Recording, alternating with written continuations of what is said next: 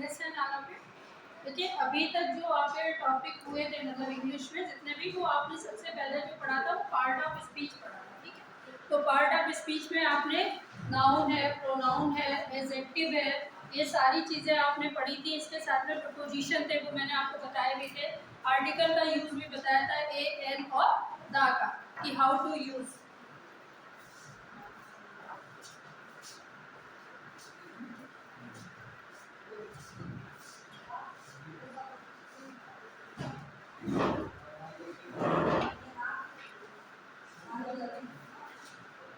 ठीक है, तो देखिए जैसे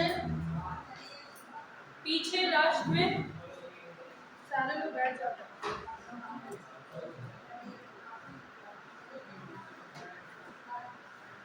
देखिए जैसे पहले आप लोगों को बताया गया था कि जो पार्ट ऑफ स्पीच होता है वो आपका, जैसे कोई भी चीज़ अगर suppose then in English we have to talk, तो कोई भी चीज़ जो स्टार्टिंग से जो यूज होती है वो पार्ट ऑफ स्पीच से ही रिलेटेड होती है। जैसे कोई भी आप चीज़ बनाते हो, जैसे अगर सबसे पहले आप अगर अल्फ़ाबेट की बात करें हम लोग, तो there are 26 alphabet in English, यानी 26 हैं। 5 आपके वॉवेल्स हैं and least are the components, यानी बाकी जो आपके हैं वो वॉवेल है, बाकी कंसोनेंट है। तो जो कंसोनेंट है और जो वॉवेल है, ठीक है, वो आपके आ जाते हैं आर्टिकल में। आर्टिकल में जब आप ए एन और दा का यूज करते हो तो आप इसमें ए का यूज करते हो तो कंसोनेंट के साथ में करते हो, एन का यूज करते हो तो वॉवेल के साथ में करते हो, ठीक है।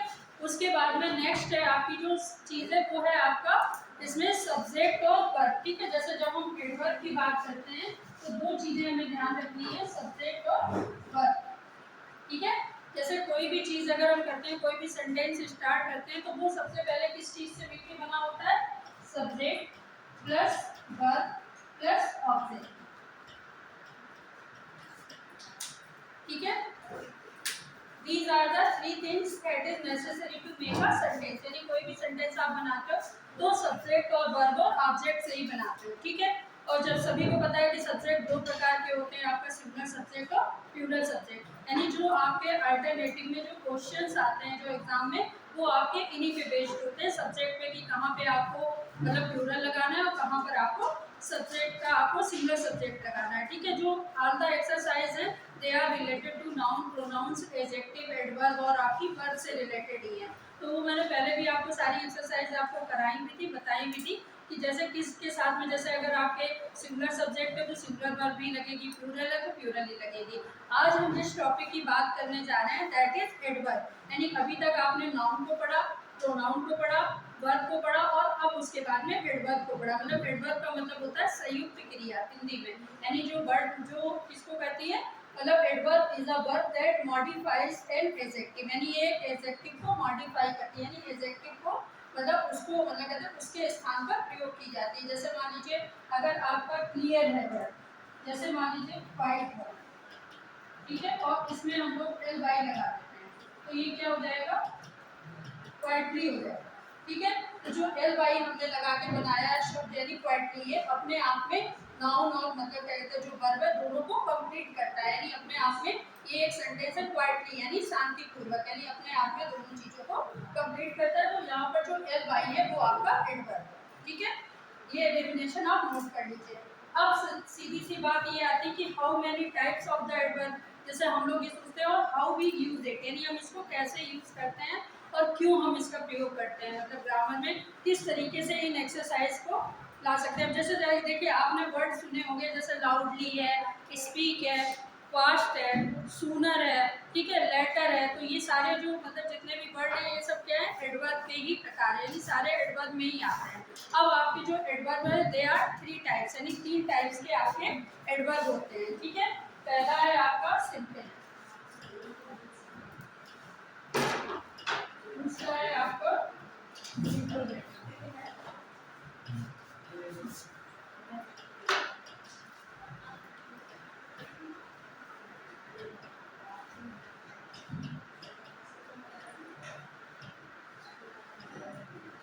ठीक है। There are three types of the adverb, यानी पहले आप डेफिनेशन नोट करिए फिर एडवर्ब के काइंड्स नोट करिए।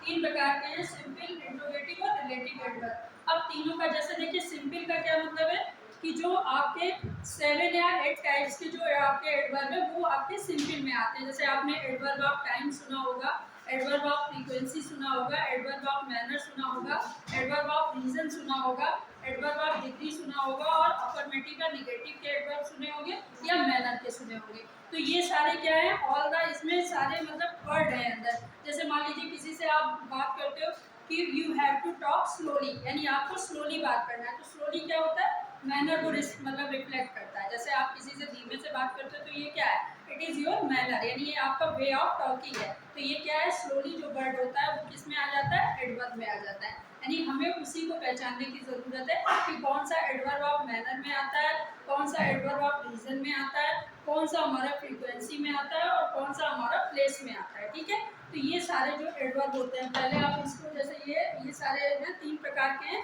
अब हम जो बात करेंगे, देखिए ये तो हो गया सिंपल। सिंपल में अभी आपकी फ्रीक्वेंसी, रीजन, मैनर, ये सब सिंपल में आते हैं। इंट्रोगेटिव की बात हम करते हैं। जैसे कुछ क्वेश्चन होते हैं, जैसे व्हाट है, वेयर है ना, हाउ है, विच है, ये सारे आपके क्वेश्चन यानी इंट्रोगेटिव फॉर्म में होते हैं। तो इनके साथ में क्या होता है कि कुछ एडवर्ब ऐसे होते हैं जो इनके साथ में यूज किए जाते हैं। जैसे सूनर है, लेटर है, यानी हु कम्स लेटर, यानी कौन बाद में आता है। अब लेटर वर्ड लगा हुआ है, लेटर क्या होगा, आपका एडवर्ब होगा, है ना। तो जैसे जब आपके एग्जाम में अगर क्वेश्चन होगा तो उसमें जो एडवर्ब वाला जो आपका प्रकार होगा उसको खाली कर दिया जाएगा। जैसे हु कम्स दे दिया, आगे डेस कर दिया। अब आपको 4 ऑप्शंस में से एक फिल करना है, मतलब लेटर फिल करना है, फास्ट है, या किसी तरीके से 2 वर्ड और दे दिए गए, स्लोली दे दिया गया, फास्टली दे दिया गया, तो आपको इसमें लेटर जो है वर्ड वो आपका सफिशिएंट है, उसको आपको फिल करना है अल्टरनेटिव में, ये आपको पहचानना है। ठीक है, तीसरे हैं आपके रिलेटिव एडवर्ब। ये अपने आप ही समझ जाइए कि रिलेटिव का मतलब क्या होता है, जो एडवर्ब संबंधित होते हैं, जैसे जो क्रिया से संबंधित होते हैं, जो नाउन से संबंधित होते हैं या प्रोनाउन से संबंधित होते हैं। तो जैसे मान लीजिए हु है, हु जो शब्द होता है वो किसको रिफ्लेक्ट करता है, किसी पर्सन को रिफ्लेक्ट करता है। ठीक है, जैसे हम लोगों ने ये वर्ड पढ़े हुए हैं, हु है, ठीक है, व्हाट है, विच है, वाई है ना, वेयर है। देखिए ये सारे वर्ड जो होते हैं वो किसी ना किसी चीज को रिफ्लेक्ट करते हैं। हु किसके लिए होता है, जब हम पर्सन की बात करते हैं, किसी भी, पीछे समझ में आ रहा है आप लोगों को, जब हम किसी पर्सन की बात करते हैं तो हम लोग किसका यूज करते हैं, हु। ठीक है, तो हु के साथ में जो आपका एडवर्ब आता है, जैसे लेटर है, सूनर है, अभी हमने आपको बताया भी था, वो पर्सन के साथ में हु का यूज होता है। ठीक है, तो वो एडवर्ब किसके होते हैं, आपके रिलेटिव एडवर्ब या इंट्रोगेटिव एडवर्ब कहते हैं। व्हाट किसके लिए आता है, रीजन के लिए। जैसे हम पूछते हैं व्हाट इज योर नेम, तो हम आपका नाम पूछते हैं, तो हम कारण जानने के लिए तो पूछते हैं, रीजन के लिए कि आपका नाम क्या है, भाई हमें फिल करना है ना आपका नेम, तभी तो पूछेंगे उस चीज के लिए, तो वो रीजन को रिफ्लेक्ट करता है। ऐसे समझ लीजिए, क्योंकि ग्रामर जितनी भी जो आपकी बेस्ड है वो आपका उसका एक पर्टिकुलर रीजन है कि उस जगह पे आप कोई दूसरा वर्ड नहीं यूज कर सकते। अब आपका आता है विच। विच का मतलब होता है जो के लिए होता है। जैसे कि मान लीजिए कोई वस्तु का वर्णन अगर हम करें, किसी भी थिंग के बारे में बात करते हैं तो विच का यूज होता है। ठीक है, उसके बाद में वाई। वाई भी शब्द रीजन के लिए आता है। क्यों, जब हम क्यों का प्रश्न करते हैं किसी से कि मतलब ये चीज क्यों है, तो इसका मतलब हम रीजन के लिए तो पूछ रहे हैं, कारण के लिए ही पूछ रहे हैं कि इसमें क्या रीजन है, क्यों ऐसा काम हो रहा है, तो उसके लिए है। फिर आता है वेयर। वेयर प्लेस को रिफ्लेक्ट करता है। अभी आपको हमने एडवर्ब ऑफ प्लेस बताया था, तो जहाँ पर वेयर है वो आपके प्लेस को रिफ्लेक्ट करता है, यानी ये इंट्रोगेटिव एडवर्ब में आते हैं, क्योंकि ये क्वेश्चन फॉर्म में है। सारी चीजें ये जो है ये आपकी क्वेश्चन फॉर्म में, इसलिए ये इंट्रोगेटिव एडवर्ब है। ठीक है, इसके बाद में अब आ जाइए सिंपल पे कौन कौन से आते हैं।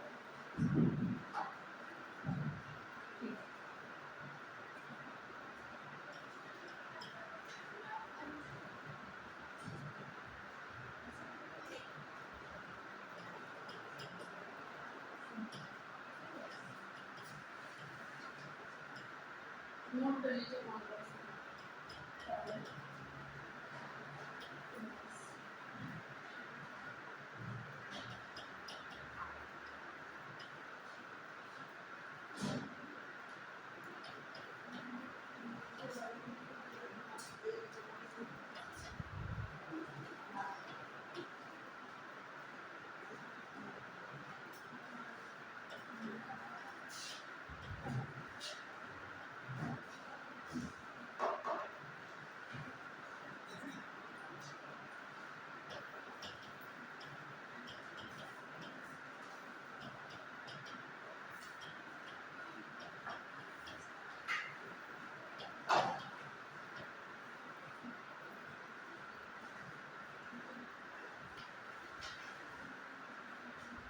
ठीक है। देखिए ये है आपके सारे टाइप के एडवर्ब, मतलब 1 2 3 4 5 6 7 टाइप्स के आपके एडवर्ब हैं। सबसे पहला है आपका टाइम का, यानी कुछ शब्द ऐसे होते हैं एडवर्ब में जो टाइम को रिफ्लेक्ट करते हैं, यानी उसको आपको देख के ही पता चल सकता है। जैसे यस्टरडे हो गया, टुमारो हो गया, ये नोट कर लीजिए, टुडे है, लेटर है, और आपका सून है और न्यू है, ये सब टाइम में आते हैं आपके। ठीक है, देन है, ये भी आपका टाइम में आते हैं। तो टाइम के आगे नोट कर लीजिए एडवर्ब ऑफ टाइम। सबसे पहला जो है आपका वो एडवर्ब ऑफ टाइम है। तो उसमें कौन कौन सी चीज़ें आती हैं? सबसे पहला है आपका यस्टरडे है, टुमारो है, टुडे है, लेटर, यानी जो टाइम को रिफ्लेक्ट करता है। जैसे डे हो सकते हैं, किसी मंथ का भी नेम हो, मतलब किसी समय का भी हो सकता है। जैसे 5 o'clock है, 6 o'clock है, तो ये टाइम को रिफ्लेक्ट करता है। ठीक है, तो लेकिन वहाँ पर क्या है कि हम लोग जो मतलब जैसे करते हैं कि लेट का होना है या सूनर का होना है, ये आपका एडवर्ब है, क्योंकि टाइमिंग को हम एडवर्ब में नहीं ले सकते। हम तो 5 o'clock तो एक टाइम का संदेश, जैसे मान लीजिए कोई मतलब हु कम्स एट 5 o'clock, मतलब who comes later eight 5 o'clock, यानी लेटर अगर लगा हुआ है तो वहाँ पर लेटर जो वर्ड है वो आपका एडवर्ब है। ठीक है, उसको आपको लगाना है। दूसरा है आपका, जैसे फॉर एग्जाम्पल है शी विल रिटर्न टुमारो। अब मतलब शी विल रिटर्न टुमारो, तो जो टुमारो वर्ड है वो आपका एडवर्ब ऑफ टाइम है। ठीक है, और ये किसके साथ में यूज किया जाता है? हमेशा जब कोई चीज का रिस्पॉन्स होता है, यानी जब कोई समय जो रिस्पॉन्स देता है कि आज है, कल है, परसों है, नरसों है, ये सब क्या है, समय को रिफ्लेक्ट करता है। तो वहां पर हम क्या करते हैं? एडवर्ब ऑफ टाइम का यूज करते हैं। ठीक है, नेक्स्ट है हमारा एडवर्ब ऑफ फ्रीक्वेंसी। अब समझ लीजिए कि what is the meaning of frequency. कि सबसे पहले ये चीज होती है कि जैसे हमें ये तो पता है कि इतने प्रकार के एडवर्ब होते हैं, लेकिन हम लोग ये सोचते हैं कि इनको मतलब हाउ वी यूज इट, हम इसको कैसे करते हैं, और हर शब्द का मतलब क्या होता है, यानी हमें उसका मतलब भी पता होना चाहिए, है ना। तो जैसे फ्रीक्वेंसी होती है, फ्रीक्वेंसी क्या होती है? जैसे हम लोग कहते हैं कि वी शुड फ्रीक्वेंट, यानी हमें अपने काम में फ्रीक्वेंट होना चाहिए। तो फ्रीक्वेंट का मतलब क्या होता है? फास्ट होना चाहिए, अलर्ट होना चाहिए, यानी एडवांस होना चाहिए, यानी जो काम मतलब बहुत ही किसी भी कार्य को रिफ्लेक्ट करता है, जैसे कार्य की दशा को रिफ्लेक्ट करता है। जैसे जब आप कोई भी काम फिनिश करते हो एट अ टाइम या with in a time finish करते हो, तो वो आपकी फ्रीक्वेंसी बोली जाती है। जैसे मान लीजिए किसी को है, कोई बहुत जल्दी फ्रीक्वेंट वे में बोलता है, कोई बहुत जल्दी लिखता है, बहुत जल्दी, कोई बहुत जल्दी मतलब क्या कहते हैं बातें करता है, तो ये सब किस में आता है? फ्रीक्वेंसी में आता है, यानी समय की अवधि में कि काम आप कितनी जल्दी उसकी मतलब समय की प्रवृत्ति, यानी आप कितनी जल्दी उस कार्य को पूरा कर लेते हो। ठीक है, तो इसको क्या कहते हैं कि इस वाले एडवर्ब को फ्रीक्वेंसी कहते हैं। अब इसमें कौन कौन से वर्ड आते हैं वो नोट कर लीजिए। जैसे ये है आपका फ्रीक्वेंसी,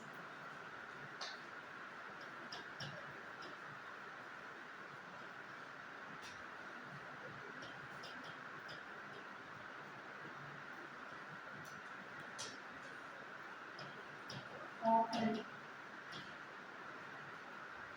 सेल्डम,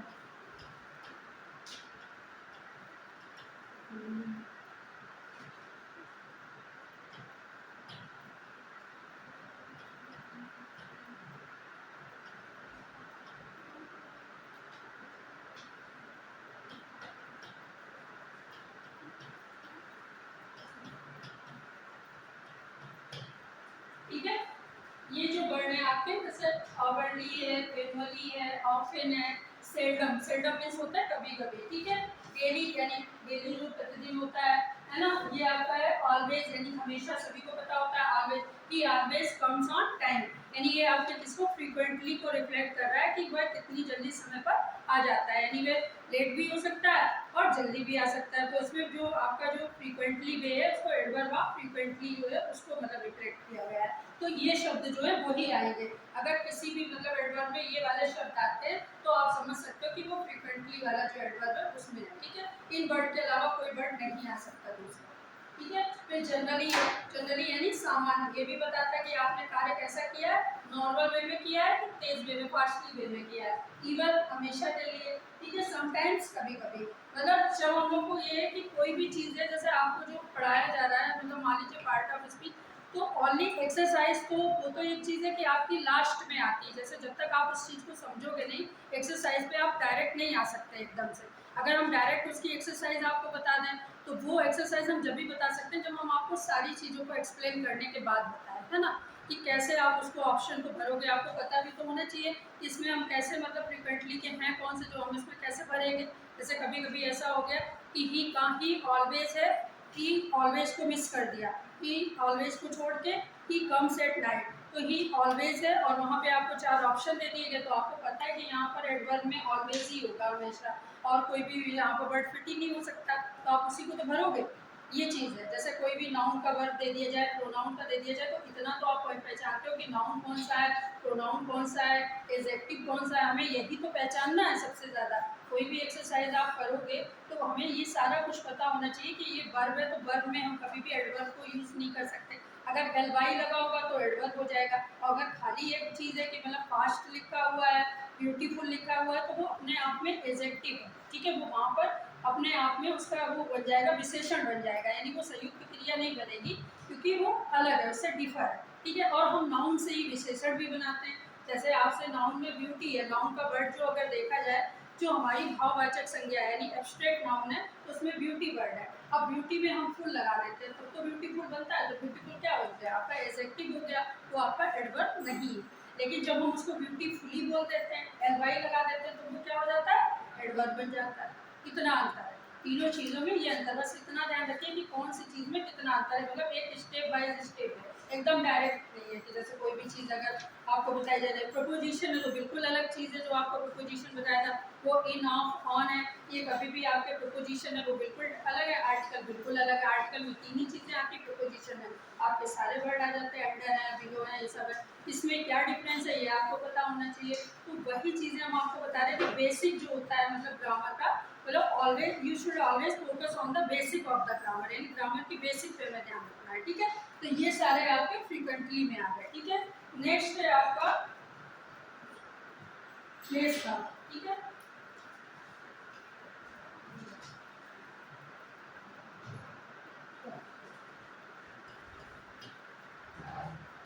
ठीक है, प्लेस का एनीवेयर, समवेयर, राइट,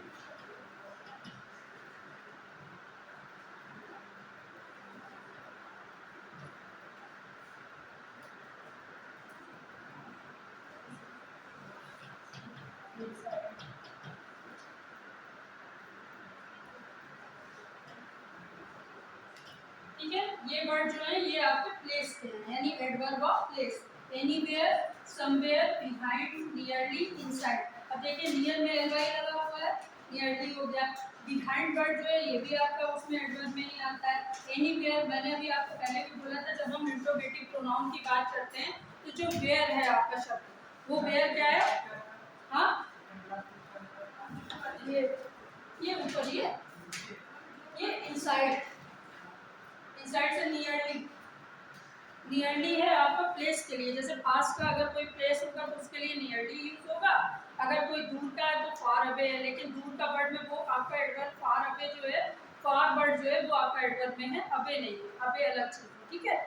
ये आपके जो वर्ड है जैसे एनी वेयर, अभी हमने आपको बताया था कि जो वेयर शब्द है मतलब आपका जो मतलब इंट्रोगेटिव प्रोनाउन में यूज होता है वो आपका क्या है, मतलब एडवर्ब ऑफ प्लेस है, यानी वेयर से मतलब हम क्या होते हैं कहाँ के लिए यूज करते हैं, तो कहाँ का मतलब किसी प्लेस को ही रिफ्लेक्ट करता है कि वह कहाँ जा रहा है, वेयर ही इज गोइंग, ऐसे तो पूछते हैं क्वेश्चन, तो जैसे somewhere he is going somewhere, यानी वह कहीं और जा रहा है, एनीवेयर कहीं भी जा सकता है, बिहाइंड पीछे जाना है ना, नियरली पास के लिए होता है, इनसाइड अंदर के लिए होता है, नियर पास के लिए होगा, ये आपके प्लेस के हैं। उसके बाद में नेक्स्ट है आपका प्लेस के बाद में है, अच्छा इसमें जो है मेन वर्ब जो होती है वो यूज की जाती है, ये हमेशा मेन वर्ब के साथ यूज होती है, ठीक है, इनको हमेशा मेन वर्ब के साथ यूज किया जाता है। अब मैनर का देख लीजिए, मैनर का क्या होता है, देखिए एडवर्ब ऑफ मैनर, सबसे पहले ये समझ लीजिए कि व्हाट इज मैनर, मैनर क्या होता है, ठीक है। जैसे अभी तक हम लोगों ने जो भी पढ़ा हुआ होता है, तो अभी आपसे एक क्वेश्चन किया जाए कि मतलब मैनर मतलब how you express the manner, manner को आप कैसे रिफ्लेक्ट करोगे, मैनर का मतलब होता है द वे ऑफ बिहेविंग, यानी कार्य करने का तरीका, यानी हाउ टू बिहेव, यानी आप कैसे बिहेव करते हो। तो जैसे फॉर एग्जाम्पल यू मतलब कहते हैं कि स्माइल स्लोली, यानी वह धीरे से मुस्कुराता है, तो मुस्कुराना क्या हो गया स्लोली, यानी धीमे से, जो स्लोली वर्ड है वो आपका एडवर्ब है, यानी वो मैनर है, मैनर को रिफ्लेक्ट करता है। जैसे आप क्या करते हो, किसी व्यक्ति के ऊपर क्या कहते हो, जैसे फॉर एग्जाम्पल आप किसी को सॉफ्टली बोलते हो, तो सॉफ्टली बोलना क्या है, ये आपका मैनर है, यानी वे ऑफ टॉकिंग, ये आपका बिहेवियर, ठीक है, बिहेवियर को रिफ्लेक्ट करता है। किसी से आप जैसे मान लीजिए किसी से बहुत अच्छी ग्रेसफुली बात कर रहे हो, है ना, किसी से आप मतलब बहुत ही मतलब इमोशनली बात कर रहे हो, तो ये आपके मैनर को रिफ्लेक्ट करता है। जैसे बहुत से लोग अगर रोक के बात करने लगते हैं या इस तरीके से करते हैं, तो ये मैनर को रिफ्लेक्ट करता है कि किसी के आंसू जल्दी आ जाते हैं, कोई ऐसा होता है वो चिल्लाता है रियरली, यानी वो रेयर करके, या एंगरली यानी एंगर से चिल्लाता है, तो ये भी तरीका ही तो हुआ बात करने का, यानी बहुत से लोग चिल्ला के बात करते हैं, बहुत से लोग धीमे बात करते हैं, तो ये मैनर है, ठीक है। तो इसमें कौन कौन से वर्ड आते हैं, जैसे इसमें कार्य होने के ढंग के बारे में बात करते हैं। जैसे फॉर एग्जाम्पल इसमें फास्ट आ जाता है आपका, स्ट्रेट आ जाता है, लिख लीजिए, वेल आ जाता है, WE डबल, हार्ड है, ये भी आपका मैनर ऑफ से एडवर्ब ऑफ मैनर है। ग्रेसफुली है, वो भी आपका एडवर्ब ऑफ मैनर है। रैपिडली है, ये वर्ड भी आपका मैनर में ही आएगा। क्लियरली है, ये भी आपका मैनर में ही आ जाएगा। रियली भी आ जाएगा और इजीली भी आ जाएगा। जैसे किसी को आप इजीली कोई चीज़ डिक्टेट करते हो तो that should come in the manner, यानी वो भी मैनर में ही आना चाहिए, यानी आप उसको ग्रेसफुली बताते हो उस चीज़ के बारे में, ठीक है। फिर नेक्स्ट है आपका एडवर्ब ऑफ डिग्री। हम इसलिए कह रहे हैं ये शब्द आप नोट करते जाइए, क्योंकि इससे ही आप पहचान पाओगे एक्सरसाइज को, ठीक है। नेक्स्ट है आपका एडवर्ब ऑफ डिग्री। अच्छा, डिग्री से हम लोग क्या समझते हैं, क्वालिटी ऑफ एडवर्ब भी बोलते हैं इसको। जैसे कि देखिए, जैसे अभी तक आप लोगों ने एडजेक्टिव में डिग्री को पढ़ा होगा, तो आपने पॉजिटिव डिग्री को पढ़ा है, कंपैरेटिव डिग्री को पढ़ा है और सुपरलेटिव डिग्री को पढ़ा है। उसमें पॉजिटिव डिग्री यानी जब हम वर्ब की फर्स्ट फॉर्म को लगाते हैं, जैसे मान लीजिए बेस्ट की ले लीजिए, तो गुड, बेटर, बेस्ट, 3 फॉर्में होती हैं, तो गुड आपकी फर्स्ट फॉर्म होगी, बेटर आपकी सेकंड फॉर्म हो गई, यानी गुड से थोड़ा सा अच्छा, यानी बेटर, बेस्ट मतलब सबसे अच्छा। तो ये तीनों आपकी डिग्री में आती है। तो जैसे एडवर्ब भी क्या होता है, वो भी आपका डिग्री को रिफ्लेक्ट करता है, तो इसमें आपकी क्या होती है, क्वालिटी को रिफ्लेक्ट करता है। जैसे फॉर एग्जाम्पल वेरी है, तो ये आपका क्या हो जाएगा, डिग्री का हो जाएगा। जैसे वेरी मतलब बहुत सारा। एक्सट्रीमली है, नोट कर लीजिए। जस्ट है, ये आपका डिग्री में आ जाएगा, एडवर्ब ऑफ डिग्री में। नोट कर लीजिए, एडवर्ब ऑफ डिग्री में वेरी है, एक्सट्रीमली है, जस्ट है, ऑलमोस्ट है,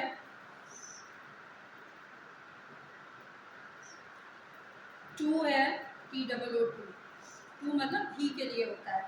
इनफ है, इनफ वर्ड है, ये भी डिग्री में ही आता है। इनको हम लोग क्वालिटी ऑफ एडवर्ब भी बोलते हैं, क्योंकि ये एडवर्ब की क्वालिटी को बताते हैं। जैसे कि मान लीजिए आपने कार्य किया, तो कार्य को आपने कैसे किया, मतलब उसके डिग्री को बताते हैं, यानी कार्य की जो आपकी मतलब पढ़ने की क्षमता है उसको रिफ्लेक्ट करते हैं। जैसे कि she has almost finished the work, she has almost finished the work.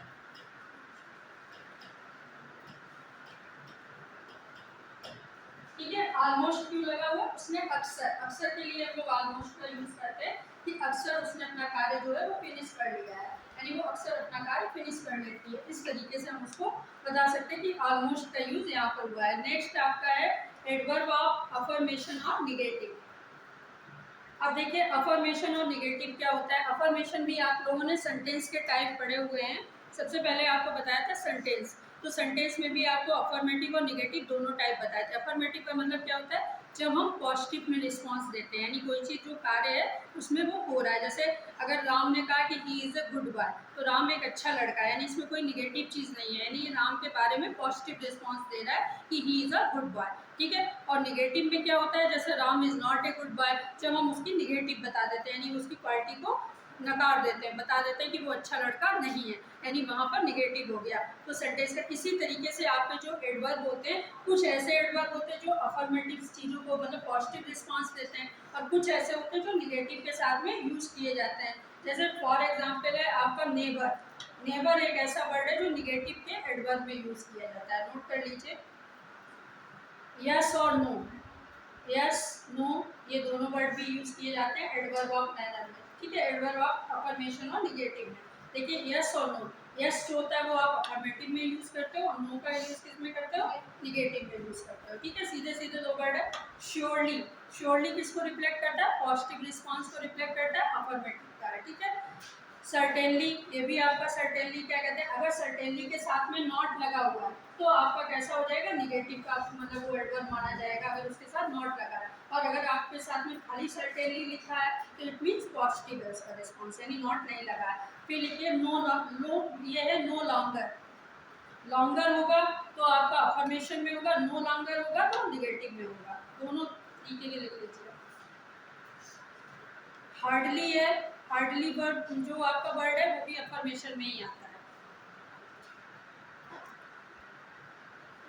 Not है, नॉट का यूज होता है। इंडीड है, इंडीड का मतलब क्या होता है, वास्तव में, रियली में। तो इंडीड वर्ड जो है वो अफर्मेशन में ही आएगा, उसके में उसमें अगर नॉट लगा हुआ है, नॉट इंडीड या इंडीड नॉट, तो मतलब इसका मतलब तब वो निगेटिव में चला जाएगा, ठीक है, अगर उसके साथ नॉट लगा। और अगर सिंगल यूज हो रहा है तो अफर्मेशन में है।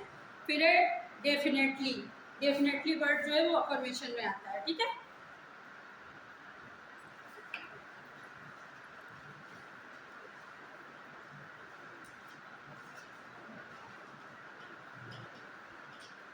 वर्ब ऑफ रीजन, देखो लुक, एडवर्ब ऑफ रीजन, तो रीजन का मतलब ही होता है कारण, यानी जब कोई भी एडवर्ब यानी कोई भी संयुक्त क्रिया किसी कारण के लिए यूज की जाती है, it means it is adverb of reason. यानी ये कौन कौन से वर्ड होते हैं जो एडवर्ब ऑफ रीजन में यूज किए जाते हैं, यानी इसका मतलब ये होता है कि किसी कार्य को पूरा करने का उद्देश्य प्रकट करना। जैसे किसी ने अपना कोई कार्य किया, जैसे फॉर एग्जाम्पल उसने अपना वर्क 1 घंटे पहले कर लिया या लेटर कर लिया, सूनर कर लिया, तो इट मीन्स उसका कारण है कि उसका काम करने का कारण है कि उसने पहले काम करना है, कुछ काम बाद में किए जा रहे हैं, तो उसमें उद्देश्य है, मतलब एक रीजन है, बिना रीजन के काम नहीं हो रहा। तो रीजन का मतलब यही है कि जहाँ पर एडवर्ब ऑफ रीजन हो, कौन कौन से वर्ड है वो यूज किए जाते हैं, जैसे देयर,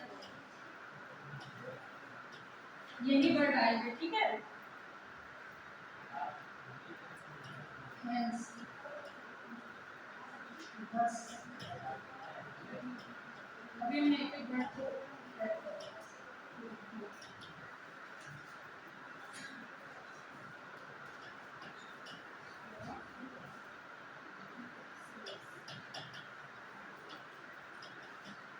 कितने वर्ड हैं वो आपके एडवर्ब ऑफ रीजन में। देखिए देयरफॉर का मतलब क्या होता है, जबकि।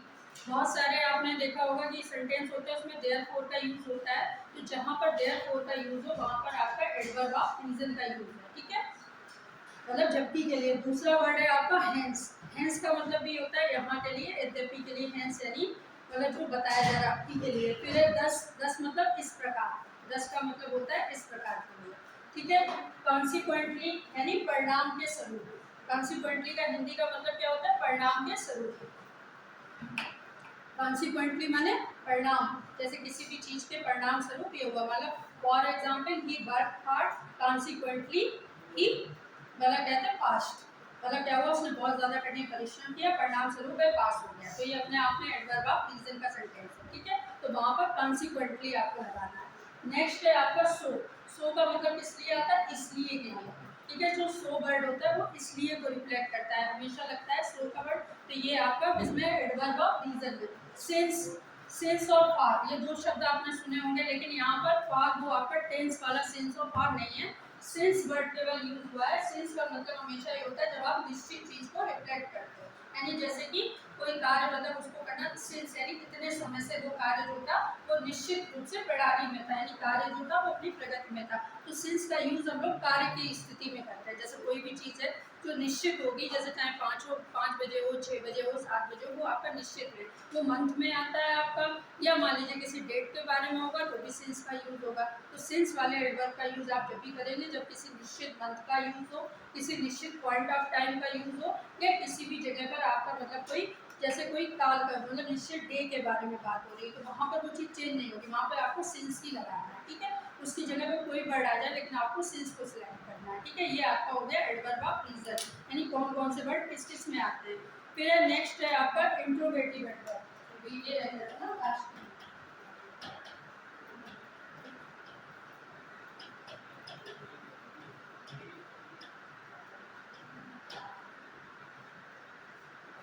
वो तो भी आपको नहीं बताया था,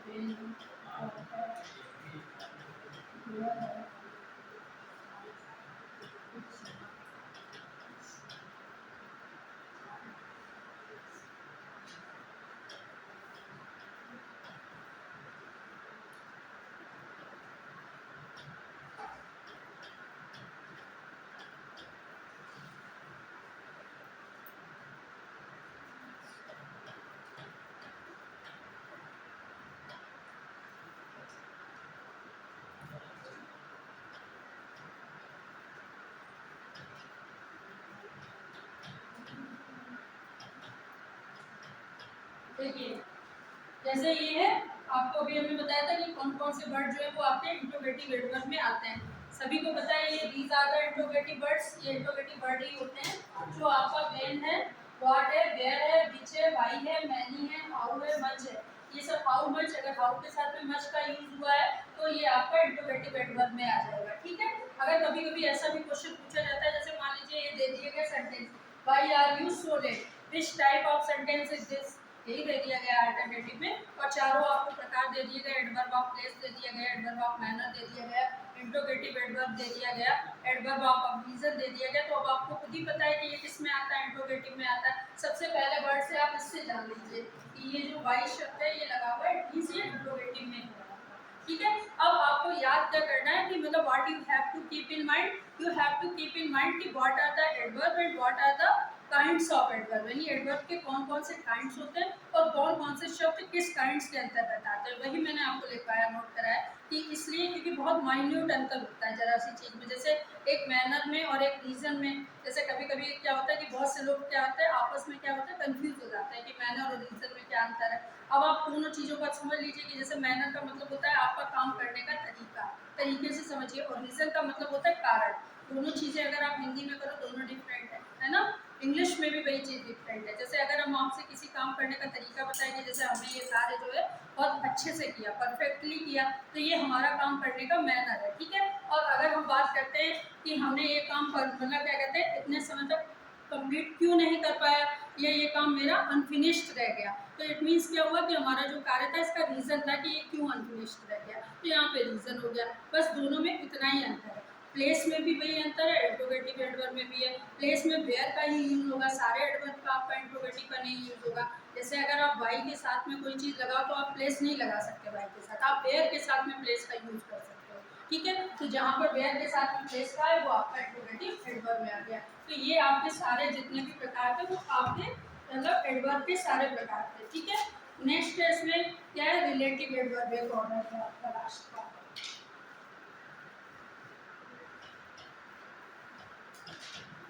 रिलेटिव, अब ये देख लीजिए कि जैसे रिलेटिव आपने प्रोनाउन का नाम भी सुना होगा, रिलेटिव प्रोनाउन भी होते हैं। तो रिलेटिव प्रोनाउन यही होते हैं हु, व्हिच, व्हाट, ये सारे रिलेटिव प्रोनाउन में ही आते हैं। क्यों कहते हैं उनको रिलेटिव, रिलेटिव मतलब जो संबंधित होते हैं। जैसे फॉर एग्जांपल जैसे हु है, तो हु किससे संबंधित है, एक पर्सन से संबंधित है। जैसे कि मान लीजिए you are the man who is smoking, यानी तुम वो व्यक्ति हो जो स्मोकिंग कर रहे थे। आप किसी व्यक्ति को स्मोकिंग करता हुआ बताया गया तो कौन था, पर्सन के लिए तो रिफ्लेक्ट किया गया जो स्मोकिंग कर रहा था, यानी हु किसके लिए है, पर्सन के लिए। ठीक है, अब आई मतलब I have lost the purse which was very costly, मतलब मैंने पर्स खो दिया जो बहुत कॉस्टली था। तो विच किसके लिए है, पर्स के लिए, किसी थिंग के लिए है, यानी पर्स आपकी एक थिंग है, पर्स कोई आपका सब्जेक्ट तो है नहीं, थिंग के लिए यूज होता है। तो आपको यही पता लगाना। आप जैसे मान लीजिए कहीं पे वाई पे है कि why are you so upset, यानी आप क्यों अपसेट हो, तो ये आपके रीजन के लिए है, यानी कारण पूछ रहा है कि ये यहाँ पर अपसेट क्यों हो, यानी आपका कारण है यहाँ पे। नेक्स्ट है आपका मान लीजिए वेयर आर यू गोइंग, आप कहाँ जा रहे हो, तो प्लेस के लिए पूछा जा रहा है कि आप कौन से प्लेस पे जा रहे हो, क्या कर रहे हो, तो वो आपकी स्थिति को मतलब रिफ्लेक्ट कर रहा है कि आप कहाँ पर जा रहे हो, आपकी जो मूवमेंट है उसको रिफ्लेक्ट कर रहा है। तो ये समझिए कि किसका किससे मतलब है। अब रिलेटिव का मतलब है जो जिससे संबंधित होता है उसको बोलते हैं। जैसे जो एडवर्ब जो होते हैं जो रिलेटिव होते हैं, जो संबंधित होते हैं क्रिया से, उससे रिलेटिव से उससे मतलब होते हैं। ठीक है, जैसे जो हमेशा वर्ब से पहले यूज किए जाते हैं, ये वर्ब से पहले यूज होते हैं। ठीक है, अभी हमने बताया था जैसे अभी आप हु का यूज करोगे तो आप सब्जेक्ट से पहले तो यूज करोगे हु को, वर्ब से पहले तो यूज करोगे, वेयर का भी यूज आप पहले करोगे, सब्जेक्ट से पहले ही हमेशा क्वेश्चन वाला फॉर्म जाता है, कभी भी क्वेश्चन बाद में तो जाता नहीं। तो हमारा एक मतलब वो है सब्जेक्ट वर्ब और ऑब्जेक्ट का क्रम, तो हमेशा क्रम से यूज करेंगे, तो वर्ब से पहले यूज होते हैं, ये आप ध्यान रखिएगा। ठीक है,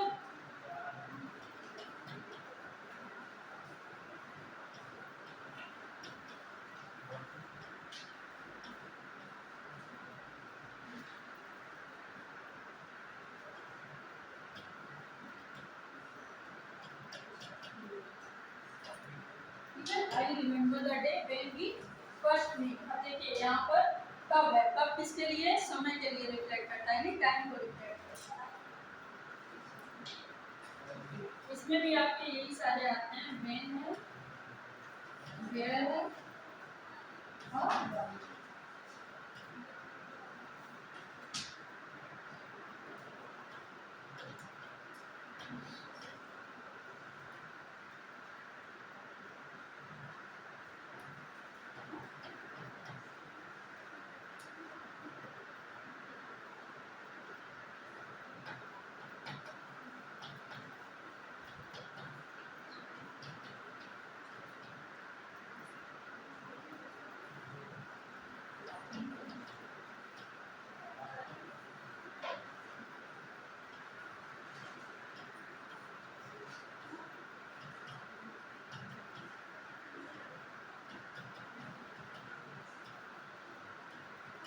देखिए अभी क्या है कि यूज आफ्टर द इंट्रांसिटिव, ये इंट्रांसिटिव वर्ब के बाद में प्रयोग किए जाते हैं और ट्रांसिटिव वर्ब से पहले प्रयोग किए जाते हैं। अब हमारे माइंड में ये चीज आती है कि मतलब व्हाट इज ट्रांसिटिव वर्ब और व्हाट इज इंट्रांसिटिव वर्ब। तो जब मैंने पहले आपको वर्ब के बारे में बताया था तो हमने तभी बताया था कि 5 प्रकार की वर्ब होती है आपकी।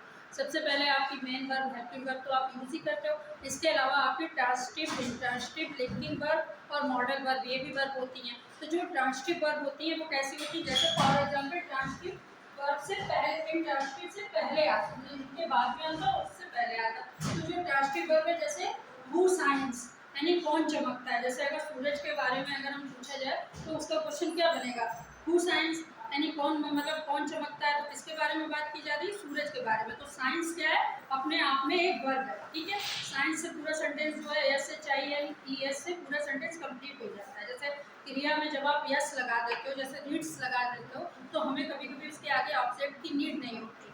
जैसे कौन पढ़ता है, राम रीड्स, राम पढ़ता है। अगर हम खाली ये कहते हैं कि मीरा सिंग्स, मीरा सिंग्स, मीरा गाती है, कोई ज़रूरत नहीं हमें ऑब्जेक्ट की, हम नाम ही यूज़ करें कि ये गाना गाती है, तभी तो हम लोग समझ जाते हैं कि वो गाती है, ये तो उसका काम है ना। तो ये क्या होती है, इस टाइप की जो वर्ब होती है वो आपकी कैसी होती है, मतलब ट्रांसिटिव वर्ब होती है, क्योंकि उनसे पहले आपका मतलब ये शब्द आ जाता है, हु है, व्हाट है, ये सब पहले आ जाते हैं। और यूज्ड आफ्टर इंट्रांसिटिव वर्ब, और जो इंट्रांसिटिव वर्ब होती है जिसमें हमें ऑब्जेक्ट की नीड होती है, जैसे the sun rises in the east.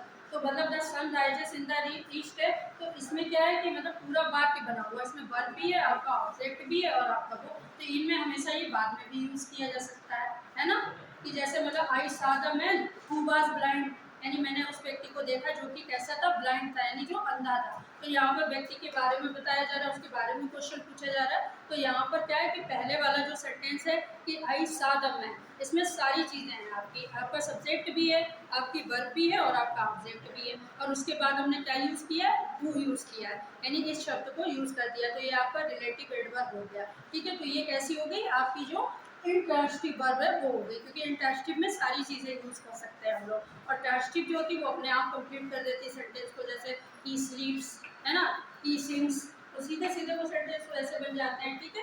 तो ये आपको सब लोगों को समझ में आ गया, ये सारे आपके एडवर्ब के प्रकार हैं, ठीक है। ये इतने टाइप के आपके एडवर्ब होते हैं और ये आते हैं। अब आप लोग एक्सरसाइज पे आते हैं, सीधे इसकी एक्सरसाइज कैसे होती है, ये सारा नोट कर लिया समझ।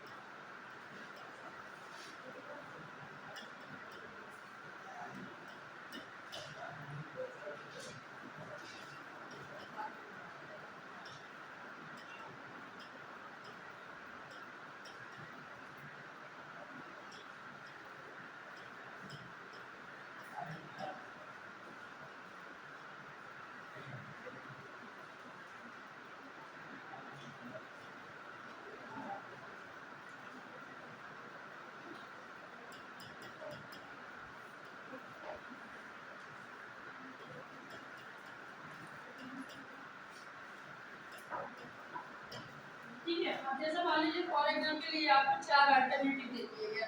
अब देखिए ही रूल्ड है, ठीक है। अब इसको किसी के लिए मतलब शासन के लिए पूछा गया, तो यहाँ पर देखिए हार्डली एक शब्द दिया गया है, दूसरा आपका बेटरली दिया गया, बेटरली कोई शब्द ही नहीं होता कभी कभी ऐसा, तो ये आपको पता होना चाहिए। नॉट डन यानी वो ऑप्शन आप कर नहीं सकते। पहला ऑप्शन क्या है, वाइजली है, तो यहाँ पर वाइजली से उसका जो मतलब को बताया जाएगा कि उसमें वाइजली यानी मैनर को दिखाया गया है, यानी एडवर्ब ऑफ मैनर है यहाँ पे। तो आप वाइजली को ही तो सिलेक्ट करोगे ऑप्शन में, तो इस तरीके की एक्सरसाइज आएगी एग्जाम में, ठीक है। तो जो अल्टरनेटिव वाली एक्सरसाइज है वो इस तरीके की आ सकती है। दूसरी चीज़ें हैं कि जैसे मान लीजिए कोई आपको सेंटेंस दे दिएगा, उसमें बताना है कि कौन सा मैप ये है, इसका उदाहरण नोट कर लीजिए, तो उस पर डालना होता है।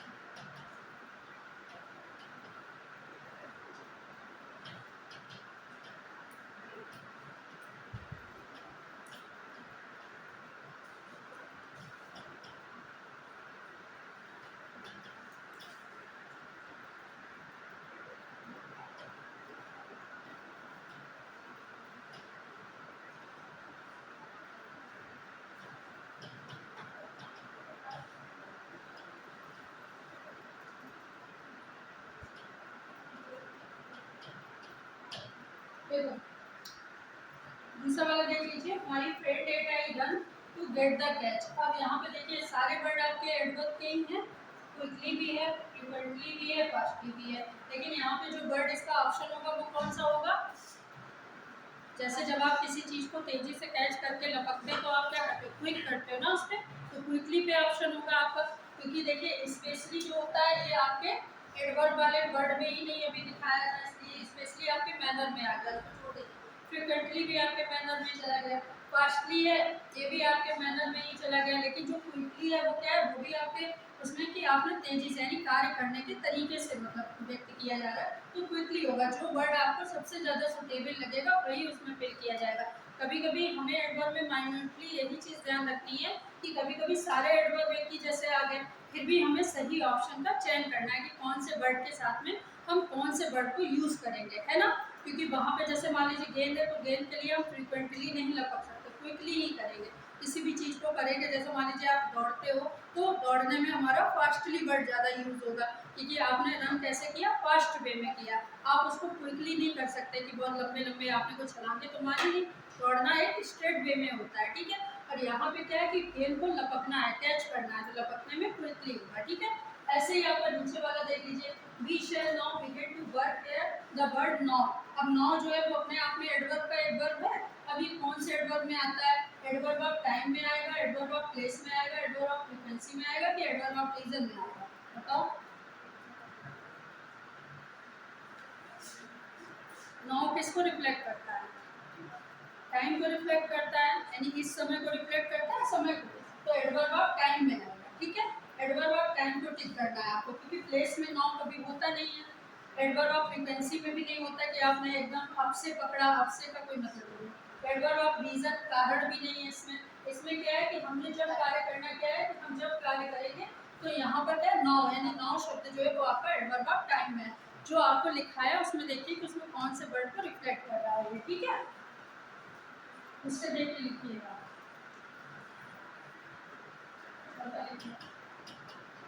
ये हम इसलिए करा रहे हैं आपको एक्सरसाइज की प्रैक्टिस की है। इसके बाद में नेक्स्ट जब भी क्लास आपका होगा तो एक बार पार्ट ऑफ स्पीच जो है वो पूरा आपको सारी एक्सरसाइजेस एक साथ में मिक्स में दे देंगे, पूरा पेपर पूरा आप उसको आपको इसी मतलब पीरियड में करना है, क्योंकि तो आपका जो पुराना है ना वो सारा आपको रिवाइज होता रहेगा, जितना भी पुराना आप भूल गए हो, है ना।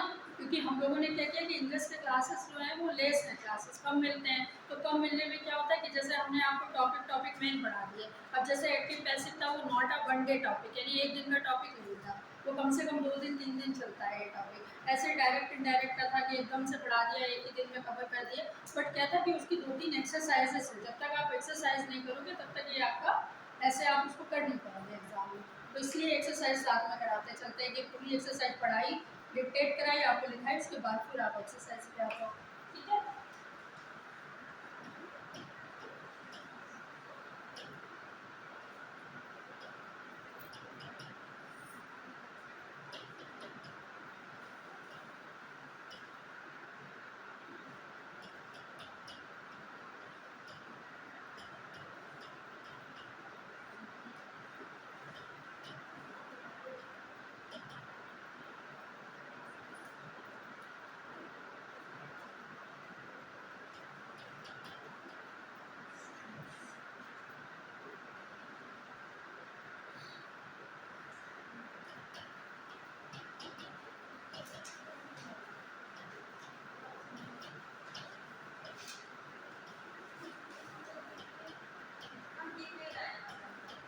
अरे देखो मैं ऐसे बोल रही हूँ, अली, ठीक है, अली वंस मीट मी इन कराची, ये सेंटेंस है। I have not seen him since, मैंने उसे तब से नहीं देखा है, सिंस। अब इसमें ये है कि point out adverb of time, इसमें से एडवर्ब ऑफ टाइम कौन सी चीज है, यानी कौन सा वर्ड है। अब जैसे ये है सिंस, तो इसको आपको देखना पड़ेगा ना, इसमें ए है वंस, बी है आपका मीट, सी है आपका सीन, और डी है आपका सिंस, ठीक है। अब देखिए ये जो वर्ड है आपका सिंस, इसको समझ लीजिए वर्ड को, ये वर्ड आपका प्रीपोजिशन में भी आता है ना, ये वर्ब आपका टेंस में भी आता है। जैसे क्वेश्चन ये होता है हमारे दिमाग में, जो जो हमारी मतलब मेन जो प्रॉब्लम है वो ये होती है कि ये अगर सब में आता है तो ये एडवर्ब में क्यों आता है, भाई एडवर्ब में भी इसका यूज क्यों हुआ, बाकी शब्द क्यों नहीं हो सकते। लेकिन बाकी शब्द आप देखिए जैसे बंस, बंस क्या है कि ये अपने आप में ये है एडवर्ब, लेकिन ये किसको रिफ्लेक्ट करता है, जब आपकी एडवर्ब ऑफ क्वालिटी, यानी एक मतलब किसी भी क्वालिटी या क्वांटिटी को रिफ्लेक्ट करता है, इससे मतलब नहीं है, वो एक किसी टाइम अलग उसको रिफ्लेक्ट करता है। लेकिन मीट क्या है, आपकी वर्ब है, मीट जो है वो आपका एडवर्ब नहीं है, मीट वर्ब है आपकी, ठीक है। उधर आपका सीन है, ये भी वर्ब है, ठीक है, सीन को भी तो वर्ब की तरह फॉर्म में यूज करते हैं। सिंस जो आपका वर्ड है वो आपका अलग है सबसे, तो सिंस आएगा एडवर्ब में, ऐसे समझ लीजिए। जैसे किसी भी चीज को पहचानना है आपको, तो सबसे बेस्ट वे यही है कि मतलब this thing is noun which is pronoun which is verb, यानी कौन सी चीज आपकी वर्ब है, नाउन है, प्रोनाउन है, एडवर्ब है, आपको ये पता होना चाहिए कि ये इसमें आता है। क्योंकि देखिए नाउन कभी एडवर्ब नहीं होगा, नाउन कभी प्रोनाउन नहीं हो पाएगा, और वो कभी वर्ब में भी नहीं चेंज होगा। नाउन को वर्ब में जब आप चेंज करोगे तो उसकी फॉर्म ही पूरी चेंज हो जाती है। जैसे ब्यूटी का ब्यूटीफुल हो गया, ग्रेसनेस का हो गया ग्रेसियस है, या ग्रेसनेस है तो उसका क्या हो जाएगा आपका ग्रेसफुल हो गया, तो वो वर्ड चेंज हो गया, यानी वहाँ से बिल्कुल मतलब जब आप नाउन से आप एडजेक्टिव बनाते हो तो वर्ड पूरा वर्ड ही चेंज हो जाता है, यानी वो वहाँ नाउन नहीं रह जाता, वो उसकी विशेषता बन जाता है अपने आप में जाके। और एडवर्ब में क्या होता है कि जब आप ग्रेसफुली कर देते हो या लाई लगा देते हो तो वो सहयोग की क्रिया बन जाता है, यानी अपने आप में अलग वो पूरा सेंटेंस अपने आप में कवर कर लेता है। नेक्स्ट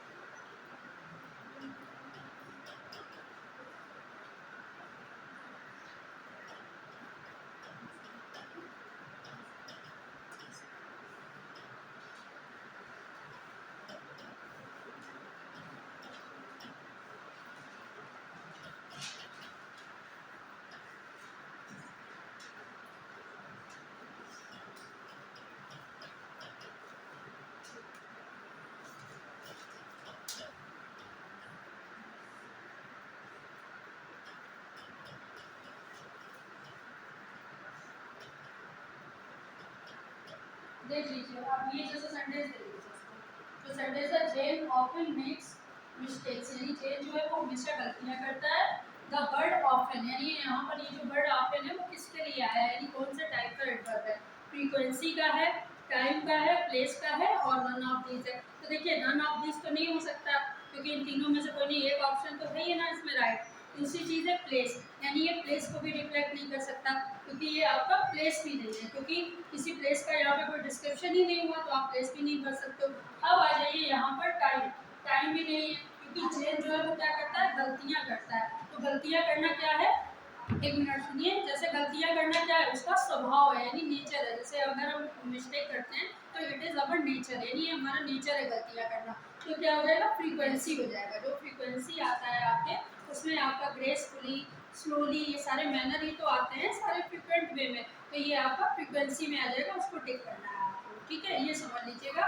हमने पहले भी बोला कि कोई भी सेंटेंस है, all the sentence in grammar you have to see the sense of the sentence, यानी आपको सेंटेंस का सेंस ही देखना पड़ेगा कि वो सेंटेंस क्या कह रहा है, यानी किसके बारे में बात कर रहा है ना।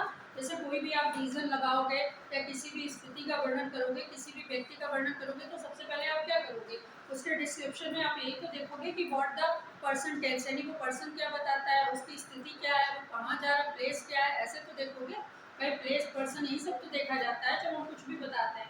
तो ये है कि ये चीज़ पहले ध्यान रखनी है हमें कि कौन सी चीज़ हमारा सेंटेंस क्या कह रहा है, किस चीज़ को बता रहा है। क्योंकि कभी कभी हम लोग क्या करते हैं, सेंटेंस नहीं देखते हैं, हम लोग ऑप्शन देखते हैं। तो ऑप्शन को देख के गलती मत करिएगा क्योंकि ऑप्शन सारे एक से ही लगते हैं। जब एग्जाम का पेपर आता है तो सब चीज़ एक ही सी लगती है, लगता है कि ये सारा कुछ यही होगा।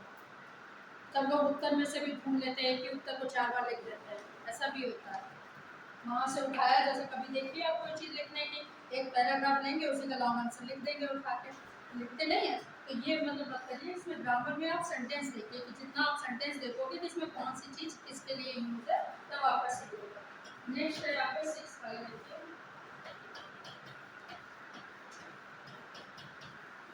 ये लो।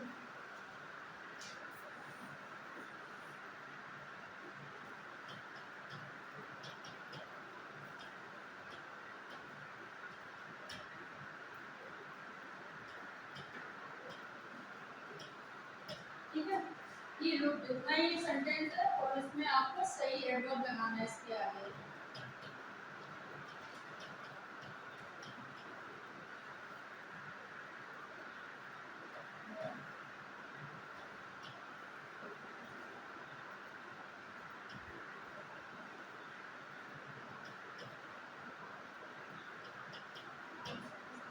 ठीक है, अब बताओ इसमें क्या लगेगा।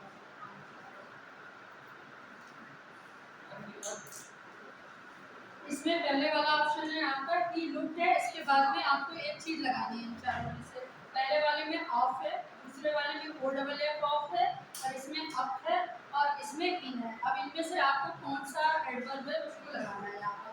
देखिए ये समझ लीजिएगा, आप आपका प्रपोजिशन में आता है, ठीक है, बाकी इन भी आपका प्रपोजिशन में ही आता है, ठीक है। और ये ऑफ जो होता है ही लुक्ड अप, है ना, ये वाला आपका जो है इसमें, और ये अप है ये भी आपका प्रपोजिशन में आता है। तो क्या हो जाएगा, ओ डबल एफ ऑफ, यानी इस वर्ड को आपको लगाना है, ये आपका एडवर्ब बना जाएगा जो सबसे डिफर करे, यानी जो किसी में नहीं आ रहा। प्रपोजिशन अलग है, प्रपोजिशन में आपके जो वर्ड आते हैं वो इसमें कभी नहीं आते, वो आपके वर्ड अलग है। जैसे नेबर है तो नेबर कोई प्रपोजिशन नहीं, ऑफन कोई प्रपोजिशन नहीं, सूनर भी नहीं, लेटर भी नहीं, ये सब कोई प्रपोजिशन में तो लगते नहीं ना, नाउन प्रोनाउन में आता है तो इसी में तो आएगा एडवर्ब। ये ध्यान रखिएगा। नेक्स्ट देखिए,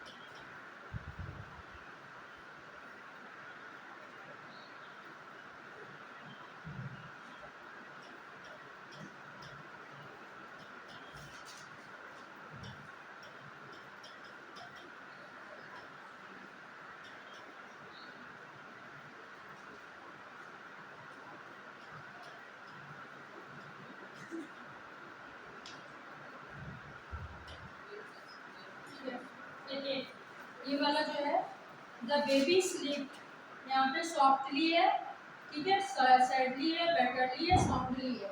अब यहाँ पे कौन सा वर्ड लगेगा?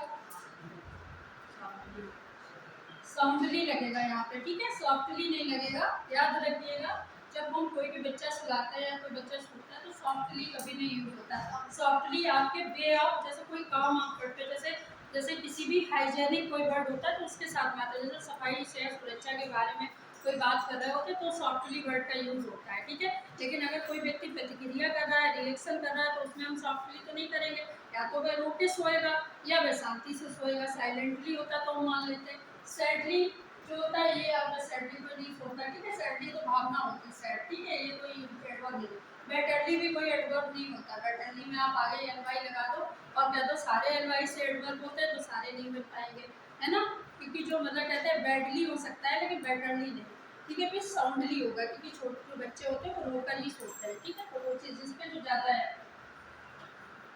नेक्स्ट देखिए,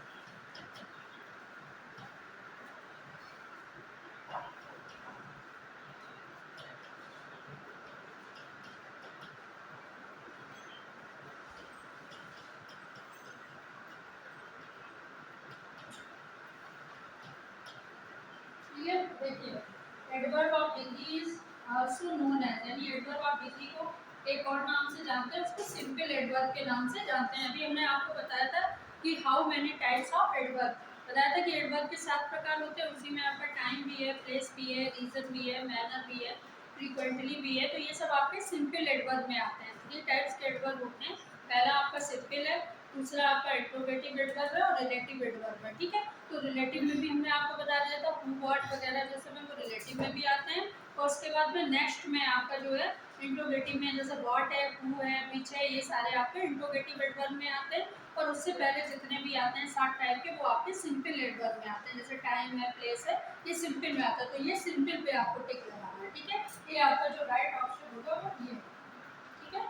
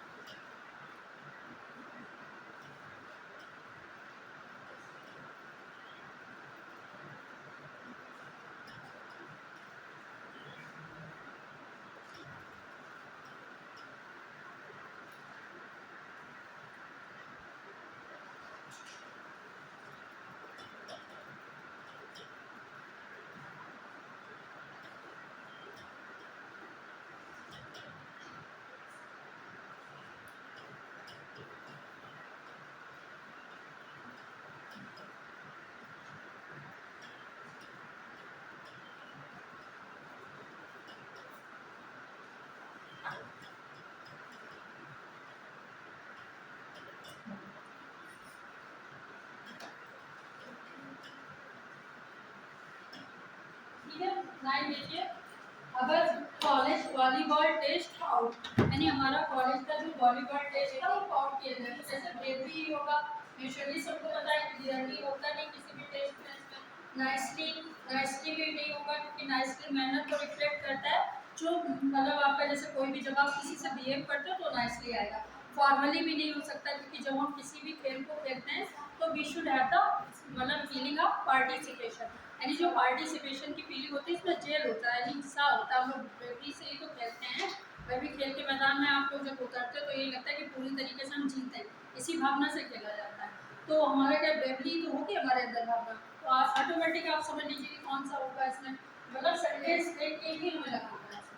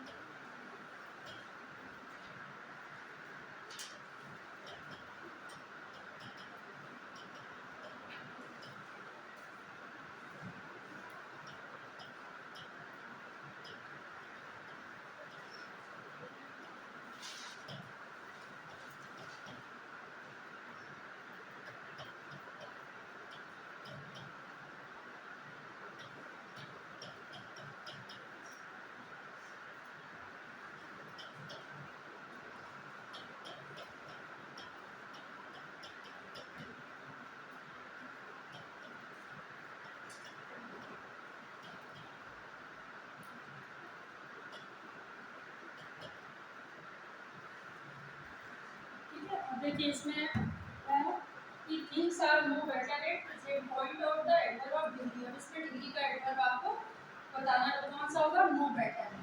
ठीक है, इस वर्ड को आपको लगाना है कंपैरेटिव डिग्री का शब्द है। अगर हम डिग्री आपको पढ़ाते हैं एडजेक्टिव में, जैसे अगर लेंथी वे में अगर एडजेक्टिव पढ़ाया जाए तो उसमें एक डिग्री ऑफ कंपैरिजन का एक टॉपिक है। ठीक है, तो वो जो डिग्री ऑफ कंपैरिजन का जो टॉपिक है तो वो इसी तरीके से इसमें पढ़ाया जाता है कि जैसे कि जो आपकी मतलब कौन सी डिग्री है, पॉजिटिव है, कंपैरेटिव और सुपरलेटिव डिग्री। तो ये जो नो बेटर जो वर्ड है ये आपका एक डिग्री का वर्ड है। ठीक है, ये आपकी मतलब कंपैरेटिव डिग्री में आता है।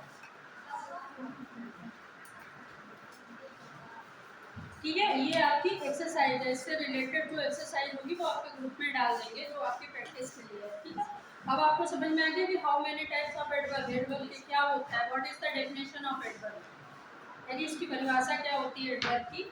देखिए सबसे पहले तो आप ये समझ लीजिए कि adverb is the part of speech, यानी ये पार्ट ऑफ स्पीच का प्रकार है। अब पार्ट ऑफ स्पीच हम सबसे पहले ये जानिए कि पार्ट ऑफ स्पीच होती क्या है। यानी सबसे पहले अगर आप ग्रामर की शुरुआत करेंगे तो सबसे पहले क्या है, हम अल्फ़ाबेट से शुरुआत करते हैं। यानी कोई भी चीज़ होती है तो हम कैसे देखते हैं, अल्फ़ाबेट से। यानी अल्फ़ाबेट ही हमारे वर्ड बनते हैं और वर्ड क्या करते हैं, दे मेक्स अ सेंटेंस, यानी वर्ड हमारे सेंटेंस को बनाते हैं। अब हमारे सेंटेंस में क्या है कि हाउ मतलब बी मतलब कहते हैं उसको एग्जामिन द सेंटेंस है, how we recognise the sentence, यानी हम कैसे इसको रिकॉग्नाइज करेंगे कि ये कौन से पार्ट में आता है। यानी ये नाउन में आता है, प्रोनाउन में आता है, एडजेक्टिव में आता है कि एडवर्ब में आता है। लेकिन उससे पहले हमें किन चीज़ों को जानना जरूरी है कि मतलब जो सेंटेंस हम बनाते हैं वो सेंटेंस कैसे होते हैं कि sentence it is a group of words. यानी सबसे पहले सेंटेंस की परिभाषा जान लीजिए कि it is a group of words that is meaningful, यानी जो मीनिंगफुल मतलब शब्द को बनाते हैं। जैसे Ram is a good boy, तो राम का गुड बॉय होना क्या है, मीनिंगफुल है, यानी वो राम को बनाता है कि राम एक अच्छा लड़का है, उसके बारे में बताता है, वो मीनिंगफुल सेंटेंस है। अगर हम खाली ये लिख देते कि राम इज, तो कोई सेंटेंस बनता नहीं बनता, क्योंकि उसमें ना तो हम ऑब्जेक्ट को लगाया नहीं हमने, खाली वर्ब और राम ही सेंटेंस, सब्जेक्ट ही वर्ब तो है, तो खाली सब्जेक्ट वर्ब को मिला के भी सेंटेंस नहीं मिल सकता। यानी जो फ्रेज होता है, फ्रेज का मतलब क्या होता है, ग्रुप ऑफ वर्ड्स, यानी वर्ड्स के समूह होते हैं। जैसे फ्रेज में मान लीजिए हमने ये लिख दिया, जैसे मान लीजिए बेड, ये वाले कभी कभी आपने पढ़े होंगे इडियम्स है, जैसे मान लीजिए बेड ऑफ रोजेस। ठीक है, अब ये कोई सेंटेंस है, इसको हम सेंटेंस बोल सकते हैं, नहीं बोल सकते बेड ऑफ रोजेस को। भाई ये तो केवल एक क्या है कि जीवन जो है उसको क्या बताया, गुलाब की सेज बोला गया, खाली इसका मतलब इतना ही है, गुलाब की सेज।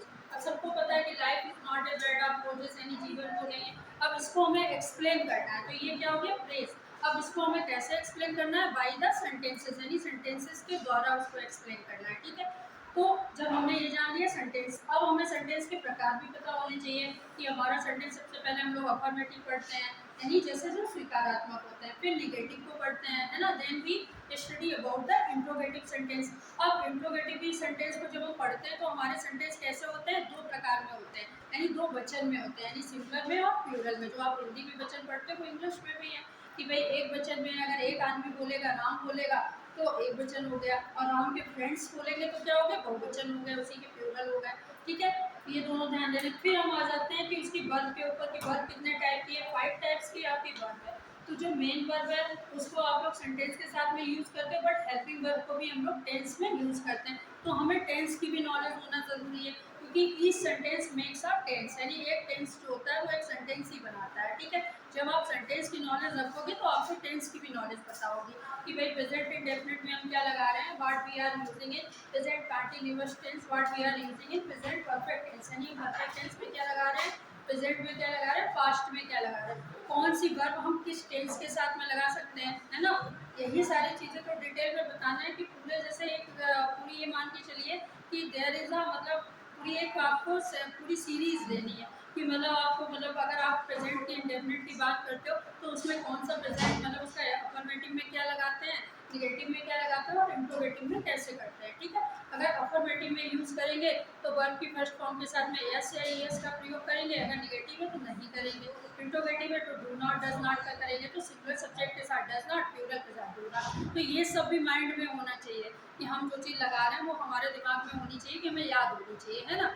फिर नेक्स्ट हम लोग इसके बाद में जब आते हैं तो जो सेकंड थिंग है वो है हमारी वर्ब। तो वर्ब का भी हमने आपको बताई दिया। फिर वर्ब के बाद हम लोग आते हैं प्रोनाउन, प्रोनाउन का सभी को पता है कि pronoun is the word to used in place of noun. अभी तक आपने पढ़ा कि जो संज्ञा के स्थान पे जो शब्द प्रयोग किए जाते हैं वो प्रोनाउन होता है, लेकिन प्रोनाउन के भी तो 8 टाइप्स होते हैं, प्रोनाउन के भी प्रकार होते हैं कि जो प्रोनाउन है आपका रिफ्लेक्टिव प्रोनाउन हो गया, इंट्रोगेटिव प्रोनाउन हो गया, डिमॉन्स्ट्रेटिव प्रोनाउन हो गया, या आपका डेफिनेट मतलब जो आपका तो डिमॉन्स्ट्रेटिव कौन से होते हैं, दिस और दैट वाले डिमॉन्स्ट्रेटिव होते हैं जो आप डिटरमाइनर पढ़ते हो, वो भी आपके दिस दैट द ये सब आपके डिटरमाइनर में आते हैं। फिर आपके आर्टिकल भी आपको पता होने चाहिए कि ए एन और द है वो आर्टिकल में आता है।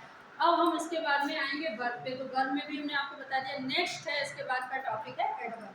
तो एडवर्ब क्या है कि जब आप वर्ब को जान लोगे तो आपको एडवर्ब भी पता चल जाएगा, यानी नाउन है, प्रोनाउन है, वर्ब है, ये तीनों एक्सरसाइज बिल्कुल अलग अलग है। एडजेक्टिव बिल्कुल अलग पार्ट है, यानी एडजेक्टिव और एडवर्ब में थोड़ा सा अंतर है। जैसे एडजेक्टिव का एक पार्ट है आपका क्वालिटी का जो एडजेक्टिव है या क्वांटिटी का एडजेक्टिव है, तो उसमें हम लिटिल है, मच है, वो क्वांटिटी में लगाते हैं। क्वालिटी में हम गुड, बेटर, बेस्ट का यूज़ करते हैं। वही चीज़ यहाँ पर भी है। तो जैसे अभी हमने आपको बताया था कि ये जो है आपका ये क्वालिटी के, जैसे इसमें अभी आपको बताया कि ये डिग्री का है, तो ये डिग्री का है तो नो बेटर लगा हुआ है, तो नो बेटर आपकी कंपेरेटिव डिग्री में आ गया। तो यानी जो आपके एडजेक्टिव है वो मतलब आपके एडवर्ब से मिलते जुलते हैं, लेकिन they are not the adverb, यानी वो एडवर्ब नहीं है। क्योंकि एडवर्ब का हम लोग प्रयोग किसमें करते हैं, काम के तरीके में, यानी कार्य करने की शैली में यूज़ करते हैं। जैसे फॉर एग्जाम्पल अगर हम कोई कार्य करते हैं तो कैसे करते हैं, जैसे अगर हम किसी मैनर से करते हैं तो वो एडवर्ब ऑफ मैनर हो गया। तो जो वर्ड आपको लिखाए हैं एडवर्ब ऑफ मैनर में, स्लोली हो गया है ना, फास्टली हो गया है ना, ये सारे जो वर्ड हो गए ये आपके मैनर के शब्द हैं, तो इनको ग्रेसफुली है, तो इनको आप लोग अच्छे से याद कर लीजिएगा कि यही वर्ड आते हैं, मतलब मैनर में ही होंगे, ये किसी और में यूज़ नहीं कर सकते, आप प्लेस में नहीं यूज़ कर सकते, आप क्वालिटी के नाउन में, दूसरे नाउन में भी नहीं यूज़ कर सकते किसी भी चीज़ में, तो आपको उसी में करना है। नेक्स्ट है आपका प्लेस का,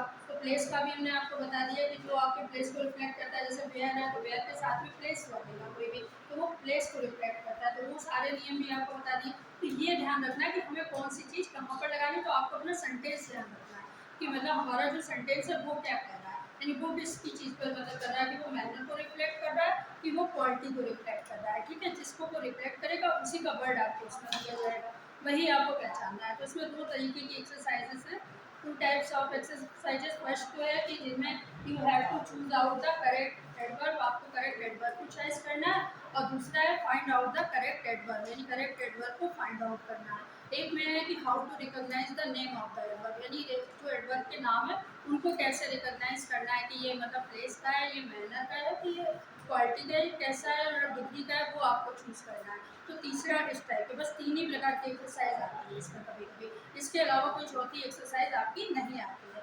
देखने में ये लगता है कि बहुत सिंपल है हम कर लेंगे, बट ऐसा इतना इजी नहीं है। जैसे आप प्रिपोजिशन भी करते हो तो इतना इजी थोड़ी ना है प्रिपोजिशन को फाइंड आउट करना, छोटी छोटी चीज़ में ऑफ और जो आपका ऑफ है उन दोनों में अंतर है। ओ डबल एफ वाला जो वर्ड है वो आपका एडवर्ब में आ जाता है, और ऑफ आपका प्रिपोजिशन में आ जाता है। जब आप किसी रीज़न को व्यक्त करते हो तो आप का यूज़ कर देते हो प्रिपोजिशन में, तो वो रीज़न के लिए, जैसे she died of cholera, cholera से मरी तो कॉलरा का कारण हो गया ना, तो आप यूज़ करोगे। कहाँ पे हमें अप और मतलब इन और इनटू का यूज़ करना है, ये दोनों स्थितियाँ देख लीजिए। तो ये सारी चीज़ें हमें ध्यान रखनी है कि मतलब कौन सी चीज़ को कहाँ पर यूज़ करना है और हाउ टू मतलब ये लोग कैसे यूज़ करना है। ठीक है, तो ये आपकी एडवर्ब की एक्सरसाइज हो गई, ये पार्ट ऑफ स्पीच में रह गई थी। अब इसके अलावा जो आपकी पार्ट ऑफ स्पीच में लेफ्ट रह गई है एक्सरसाइज, एक आपकी इंटरजेक्शन रह गई है, एक कंजक्शन रह गई है। कंजक्शन पढ़ाने हैं कोऑर्डिनेटिव और सबऑर्डिनेटिव कंजक्शंस, और इंटरजेक्शंस में आपको पढ़ाने हैं जैसे वर्ड होते हैं उसमें वाव है, मतलब ये शब्द जब हम वाव बोलते हैं तो किस फीलिंग के लिए बोलते हैं। इंटरजेक्शन का मतलब फीलिंग्स से रिलेटेड बोलते हैं, जैसे आ है तो ये सैड में बोला जाता है, तो उसमें हम लोग क्या है इंटरजेक्शन का मार्क भी लगाते हैं। पंचुएशन पढ़ाना है, पंचुएशन में भी ये सारी एक्सरसाइज आती है कि how to use the full stop, how to use the question mark, है ना, कहाँ पे हम लोग उसको मतलब फिलअप करते हैं, कहाँ पे हम लोग इन्वर्टेड कॉमा को यूज़ करते हैं, किस वाक्य के साथ में कैसे यूज़ करते हैं। कैपिटल होगा लेटर तो कैपिटल के साथ में फुल स्टॉप का यूज़ किया जाएगा, पहला लेटर बड़ा यूज़ किया जाएगा, लास्ट का स्मॉल लेटर यूज़ किया जाता है। पंचुएशन में आपको यही करना, पंचुएट करना है, इसी की एक्सरसाइज आती है। उस दिन हमने डायरेक्ट इनडायरेक्ट आपको पढ़ाया था, तो डायरेक्ट इनडायरेक्ट में भी सेम थिंग है, उसमें भी आपको 4 मतलब एक ही सेंटेंस के 4 वाक्य दे दिए गए, इससे डायरेक्ट दे दिया गया, उसका इनडायरेक्ट 4 ऑप्शन दे दिए गए, सही ऑप्शन को फाइंड आउट करना है।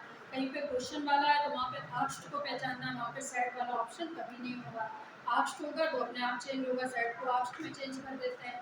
अगर आपका एक्सक्लेमेटरी सेंटेंस है तो उसको पहचानना है आपको, exclaim with Joy, exclaim with sorrow, तो उससे सेंटेंस लगेंगे। किस तरीके से ये सारी आपकी जो एक्सरसाइजेस हैं वो आपकी सारी चलती रहेगी, ठीक है।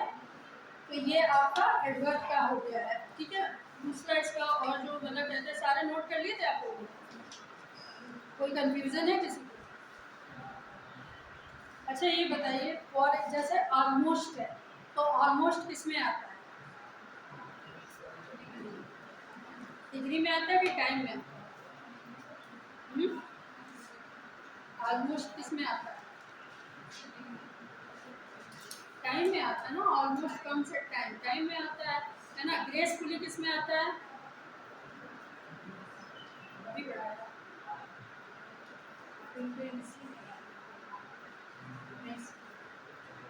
मैनर में आता है आपका, ग्रेसफुली मैनर में आएगा, ठीक है। सॉफ्टली है, मैनर में आएगा, ठीक है। ऐसे ऑफन है, ऑफन भी टाइम में आएगा, सम टाइम होगा तो भी टाइम में आएगा, है ना। लेटर होगा तो भी टाइम में आएगा, सूनर होगा तो भी टाइम में आएगा, ठीक है। ये सारे वर्ड जो होते हैं ये सारे फास्टली है वो भी आपका उसमें वो आपके मैनर में आ जाएगा, ठीक है।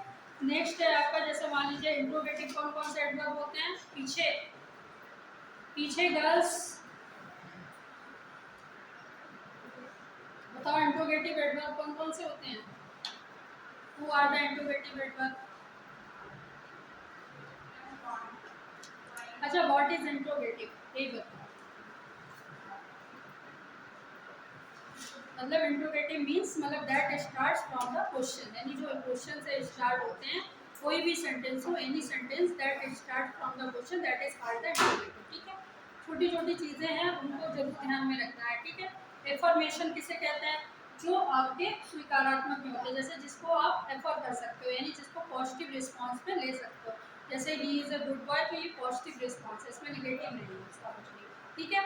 ऐसे ही निगेटिव वाले कौन से होते हैं? जिसमें नॉट का यूज होता है, यानी किसी भी तरीके से जिसमें हम नो को रिफ्लेक्ट करते हैं, that is called the negative. फिर है नेक्स्ट है आपका जो है रीजन। रीजन का यूज हम कब करते हैं? जब किसी टाइम का यूज करते हैं, जैसे फॉर एग्जाम्पल देयरफॉर है, तो देयरफॉर किस में आता है? रीजन में आता है। सो है वो रीजन में आता है, सो का मतलब होता है इसलिए।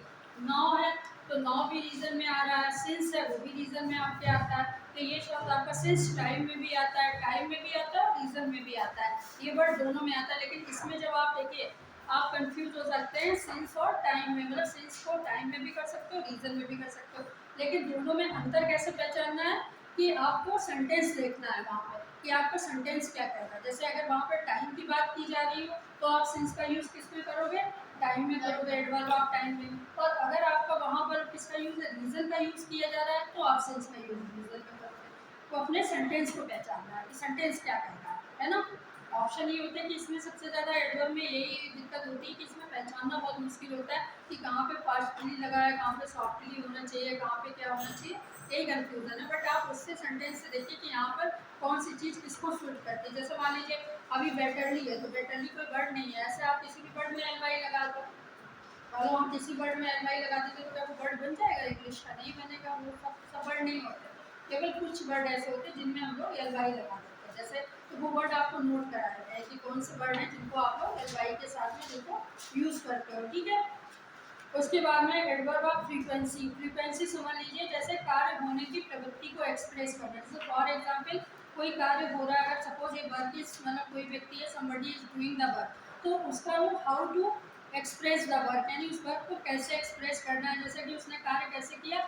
बहुत ही एनुअली, यानी उसने टाइम पे पूरा किया एक समय के बाद। जैसे आपका रिजल्ट है तो एनुअल में मिलता है, पूरे साल में जब आप मेहनत करते हो तभी तो मिलता है, पूरे साल में पढ़ना। तो इसका मतलब क्या हुआ?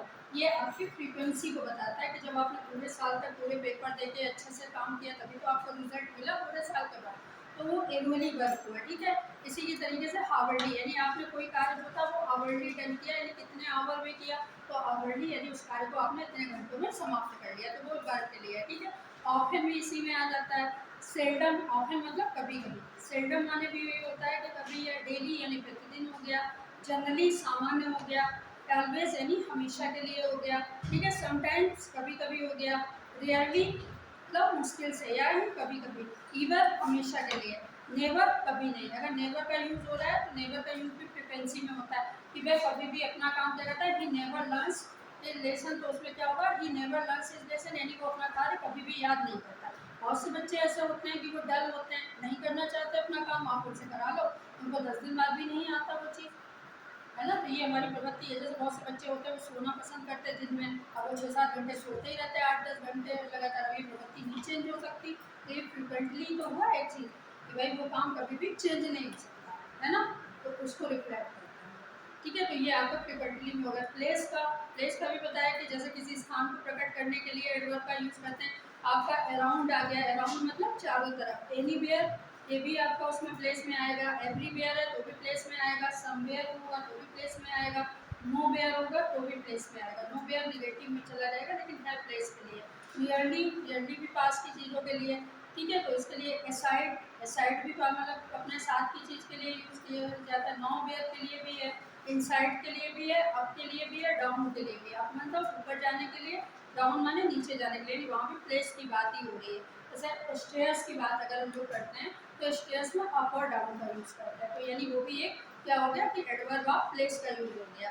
फिर आपका है बैकवर्ड, अगर हम पिछले की तरफ देखते हैं, बैकवर्ड करते हैं तो पीछे की तरफ जो जितनी चीज़ें तो वो भी प्लेस के लिए ही हो गया। फिर पिछला स्थान हो गया, जैसे आपके बैकवर्ड में क्या बना हुआ है पीछे, तो वो भी एक पिछले के लिए, स्थान के लिए। नियर, पास की चीज़ों के लिए, तो ये सारे वर्ड क्या है, एडवर्ब ऑफ प्लेस को रिफ्लेक्ट करते हैं। ठीक है, वहाँ पर आपका एडवर्ब ऑफ प्लेस होगा और ये हमेशा मेन वर्ब के साथ में यूज़ किया जाता है, मेन वर्ब के साथ में, और मतलब हमेशा इनको यूज़ किया जाता है, कभी भी दूसरी वर्ब के साथ में यूज़ नहीं होता है। जैसे ही ऑलवेज कम्स इन टाइम, यानी वह हमेशा समय से आता है, तो ऑलवेज किसके साथ लगा है, कम्स के साथ लगा है। कम क्या है, वर्ब ही तो है ना। ही always let's in the night, यानी वह रात में हमेशा लेट होता है, तो लेट्स क्या होगा, वर्ब ही तो है, लेट को वर्ब में ही उपयोग कर दिया गया है ना। ही ऑलवेज स्लीप्स इन द नाइट, वह रात में हमेशा सोता है, तो स्लीप भी तो वर्ब ही हो गया। यस लगेगा, प्रेजेंट डेफिनेट है तो यस लगा हुआ है सेंटेंस में, इतना ही तो है। लेकिन आपको क्या है, ऑलवेज लगाना तो पता है, ये प्लेस है, आपको प्लेस को रिकॉग्नाइज करना है। ठीक है, तो ये सारे आपके एडवर्ब ऑफ मैनर हो गए, सारे एडवर्ब इसी में, इस एक्सरसाइज की प्रैक्टिस कर लीजिएगा अच्छे से। ठीक है, बाकी पिछली एक्सरसाइज में कौन सी एक्सरसाइज है वो नहीं समझ में आएगा, तो ये ऐसी है।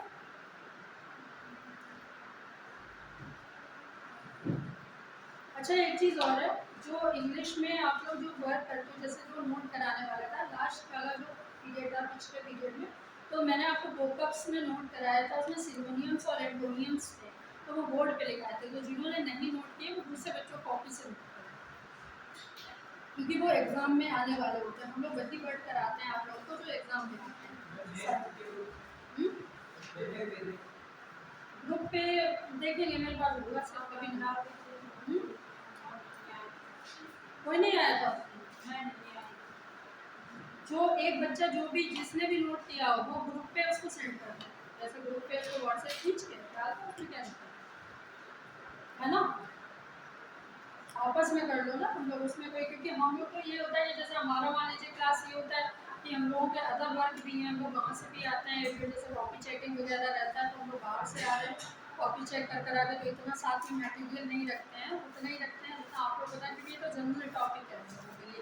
अब इंग्लिश का, ग्रामर का है, लैंग्वेज हो गई, लिटरेचर हो गई, तो सब हम लोगों के लिए कॉमन चीज़ें हैं, तो कॉमन चीज़ों का हम लोग इतना कॉमन नोट्स करेंगे। लेकिन हाँ, जो मेन चीज़ें लिखाने वाली हैं उनके नोट्स का, लेकिन बाकी चीज़ों को हम अच्छा भेज देंगे आप लोगों को। ठीक है, ग्रुप पे नोट कर लीजिएगा उसको। ठीक है, और इसके बाद में आपकी जो एक्सरसाइज अब इसमें दो ही रह गई है, वो वाली हो गई, फिर ट्रांसफॉर्मेशन ऑफ सेंटेंस है नेक्स्ट में। तो जो ट्रांसफॉर्मेशन ऑफ सेंटेंस है वो भी आपका क्या है कि how to interchange the sentence, यानी कैसे आप सिंपल को निगेटिव में बदलते हो और निगेटिव को कैसे आप इंट्रोगेटिव में चेंज करते हो। ठीक है, सेंटेंस को है वही चीज़, वो आपने पढ़े हैं टेंस में, लेकिन क्या करना है कि उनको पहचानना है हमें। यहाँ पे जैसे ये होता है कि अगर आपका एग्जाम है तो उसमें 4 सेंटेंस आपको अल्टरनेटिव में दिए होते हैं और आपको अल्टरनेटिव वाला ही पहचानना है, तो पहचानोगे तो जब भी ना, जब उसके बारे में मैं पूरे रूल्स बताऊँगी, है ना, कि यहाँ पर ये चीज़ लगती है, जैसे मैं यहाँ पर थर्ड फॉर्म लगानी तो ये सेंटेंस देखना, कभी कभी दोनों एक से ही होते हैं।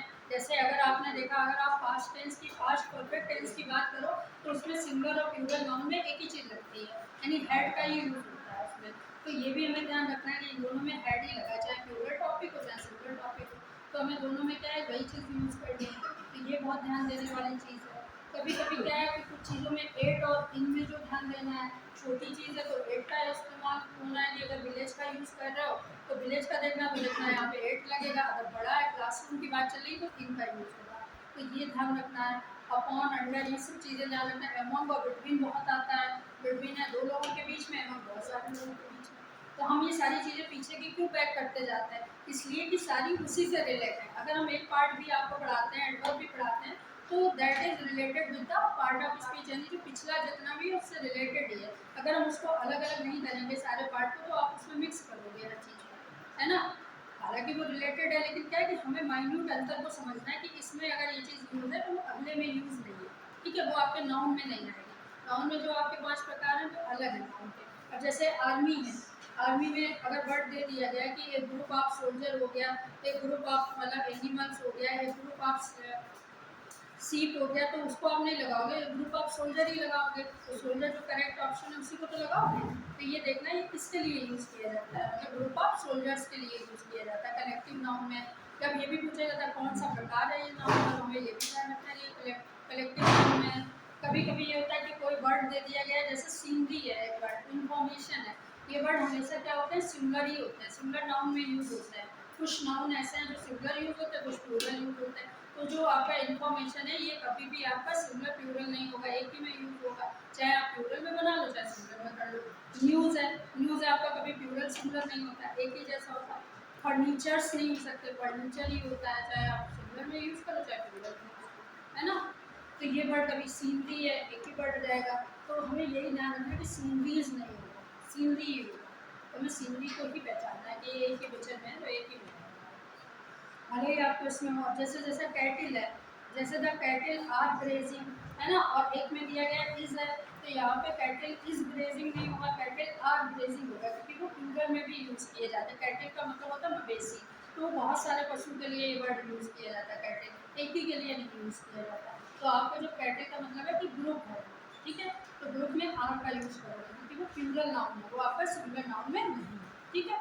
कौन से आपके जेंडर जो है, कौन कौन से जेंडर है, मैस्कुलाइन में कौन सा है, फेमिनाइन जेंडर में कौन सा है, कौन सा न्यूटर जेंडर में है, वो शब्द भी पहचानने हैं। कि अगर बेबीज वर्ड आता है तो बेबी का जो आपका बिलोंग शब्द है, कभी कभी ये शॉर्ट क्वेश्चन ऐसे दिए जाते हैं कि बिल्कुल नॉर्मल वाले, कि मतलब जो बेबी शब्द है अगर इसका आपका प्लूरल शब्द क्या होगा, मतलब what would be the plural verb of baby, तो बेबीज होता है तो IES होता है, कभी भी एस वाला वर्ड पे टिक मत कर देना, है ना। तो उसको पहचानना आना चाहिए कि यहाँ पर जब IES लगेगा वो वर्ड सही है, ठीक है। तो ये सारी चीज़ें भी आपको याद रखनी है कि कौन सी चीज़ें कहाँ पर यूज़ करनी है और कैसे यूज़ करनी है, ठीक है। हो गया आपका टाइम, एडवर्ब हो गया, ये आपका खत्म हो गया। नेक्स्ट में आपको इंटरजेक्शन और पंचुएशन पढ़ाएंगे, ठीक है। जरा एक लोग इसकी सेल्फी